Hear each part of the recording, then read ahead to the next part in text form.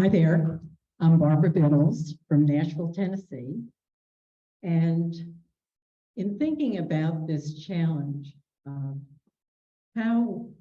what are we going to do? How are we going to do it? How are we going to create branches, groups, branches, communities in both biodynamic, Waldorf, Christian community?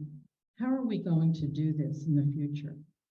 And when this question was presented to me, I started thinking about my own biography and how I came to anthroposophy. And if I can share with you a little bit of where I began with all this. I grew up in New Jersey, and in 1975, I moved to Nashville, Tennessee. And it was really quite a cultural shock, if you can imagine. But I was really blessed that as synchronicity or karma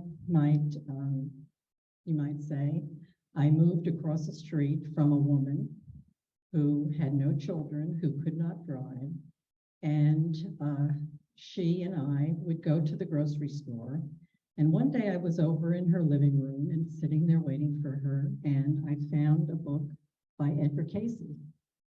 And she shared it with me. And then we were both enamored by the spirit. And we shared our early visions of what happened in our childhood, and they were very, very similar. So I did not know this, but after she crossed, she had talked to a mutual friend, and asked this person if she would introduce me to anthroposophy. So this woman then went to the woman who was running the group in Nashville, Tennessee, and she had to get permission at that time for me to have an interview with her, and it was agreed upon. So I had an interview with this lady, and I was deemed an honorable person and interested enough in the spirit.